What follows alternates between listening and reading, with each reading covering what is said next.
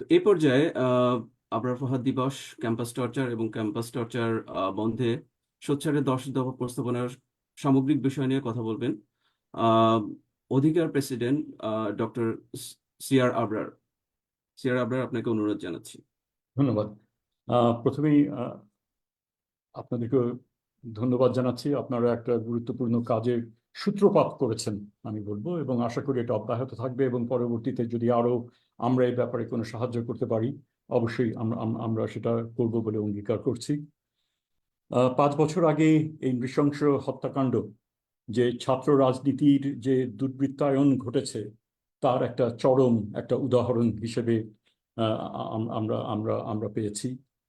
এবং যখন এটা ঘটেছে তখন দেশের সকল বিবেকবান মানুষ, দল মত নির্বিশেষে তারা শিউরে উঠেছিলেন যে কি হচ্ছে দেশের ইউনিভার্সিটিগুলোর কি অবস্থা। দেশের শ্রেষ্ঠ বিশ্ববিদ্যালয়ের মধ্যে যদি এই ধরনের ঘটনা ঘটে তাহলে আমাদের ছাত্র ছাত্রীদের ভবিষ্যৎ কি।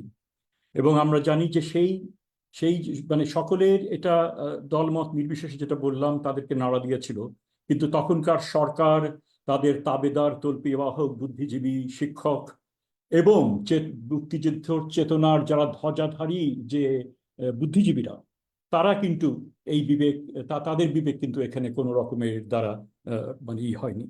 তো তো তো সেটা আমাদের মাথার মধ্যে রাখতে হবে। কাজেই আমরা যখন আজকে নতুন বাংলাদেশ গড়ে তোলার প্রত্যয়ে এগিয়ে যাচ্ছি, সেখানে এই ধরনের আলোচনাকে আমি স্বাগত জানাই, এবং এটাকে পার্টিসিপেট করতে পারে আমি আমি নিজেকে মনে করছি।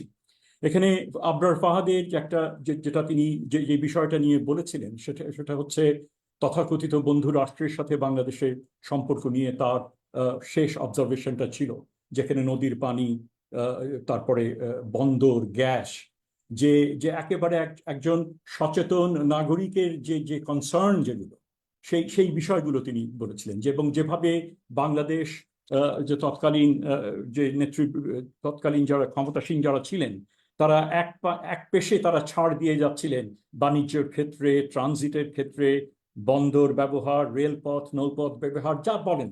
অথচ আমাদের যে প্রাপ্তি, সেখানে সীমান্ত হত্যা বন্ধ বন্ধ নদীর পানির হিস্যা, বাণিজ্য, অন্যান্য আরো অনেকগুলো বিষয় আছে, সেখানে আমাদের প্রাপ্তি কিন্তু অলমোস্ট জিরো সেখানে ছিল। এবং এখানে বলে রাখা দরকার যে উত্তর পূর্ব ভারতের যে নিরাপত্তা নিশ্চিত করতে তৎকালীন বাংলাদেশ শাসক গোষ্ঠী যেই তাদেরকে যে সমস্ত একেবারে অসমভাবে কোনো নেগোশিয়েট না করে বিভিন্ন রকম যে সমস্ত ছাড় দিয়েছিলেন, আমাকে কি শোনা যাচ্ছে? হ্যাঁ, বিভিন্ন যে ছাড় দিয়েছিলেন সেটা একেবারে একটা নতজানু পররাষ্ট্র নীতি তারা মূলত এখানে তারা পার্সু করেছিলেন বলে আমরা আমরা মনে করি। এবং আমাদের মনে আছে যে 50 বছর যে বাংলাদেশের যে জন্মবার্ষিকীতে দেশের নাগরিক মূলত ঘরের মধ্যে গৃহবন্দী ছিলেন, কারণ বিদেশি আমন্ত্রিত তার মধ্যে মানে ভারতীয় ইসেরাই বেশি ছিলেন। তাদেরকে রাজপথ তাদের জন্য ছেড়ে দেওয়ার জন্য, তাদের মুভমেন্টকে ফ্যাসিলিটেট করার জন্য, সেটা তারা তারা দেশের নাগরিককেই 50 বছর সেলিব্রেশনে অংশীদার তারা সেখানে করতে সেটা পারেননি। তো এই ধরনের একটা অবস্থা, যে আবরার ফাহাদ যে যে কথাটা বলে গেছেন, যেটা লিখে গেছেন, সেটা আমাদেরকে কিন্তু ভাবতে হবে যে বৃহত্তর আমাদের জাতীয় যে যে যে আমাদের স্বার্থ, সেটার কথা আমাদের বিবেচনায় নিতে হবে। বিশ্ববিদ্যালয় বিষয়গুলো এসছে, আমি মানে ঘটবো না।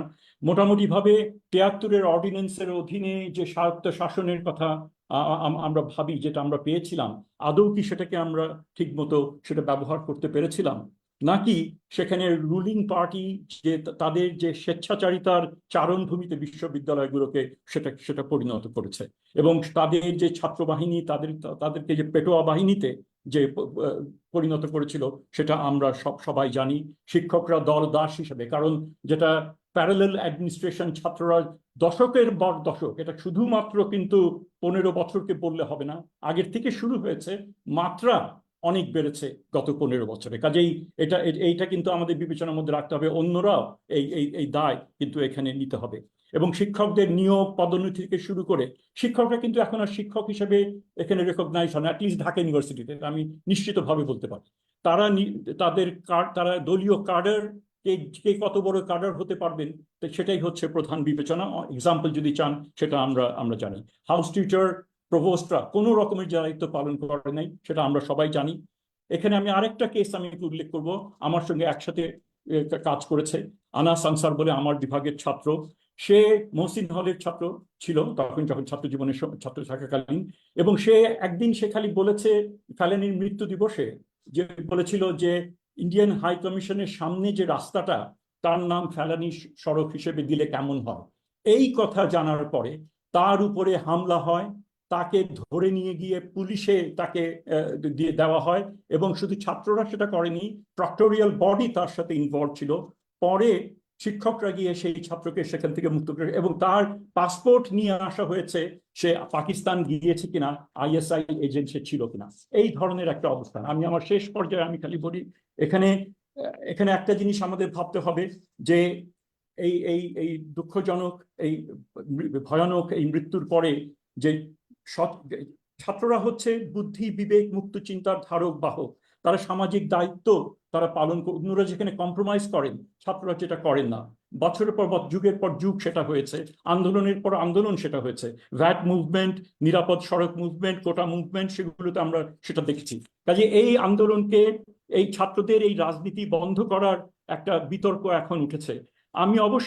আমি মনে করি যে দেশের ভবিষ্যৎ রাজনীতির যারা কর্ণধার, তাদের তাদের এই চর্চা তাদেরকে করতে সেটা দিতে হবে। তবে যে এই যে দলীয় রাজনীতির যে যে তল্পিবাহক তারা যেন হতে না পারে, সেটা সেটা নিশ্চিত করতে হবে। ছাত্র পরিষদ এগুলো গঠন করতে হবে, এটা একটা দিক। আমি সর্বশেষে যেটা বলবো, আমাদের রিএক্সামিন করতে হবে এই ছাত্র রাজনীতির যে ৭৩-এর যে স্বায়ত্ত শাসনের যেটা বিষয়, এবং তদন্ত কমিশনের কথা যেটা আপনারা বলেছেন, নিরাপদ ক্যাম্পাসের কথা বলেছেন, শিক্ষাঙ্গনে যে মুক্ত বুদ্ধির চর্চা, স্বাধীনতা, সেটাকে নিশ্চিত করা। এটা বলে আমি তার প্রতি গভীর শ্রদ্ধা জানিয়ে আমার আমি মানে আমাদের যে আজকের যে সাকসেস, এবং এই সাকসেসটার যে প্রথম দিকে যারা যারা শহীদ হয়েছেন তার অন্যতম ছিলেন আমাদের আবরার ফাহাদ।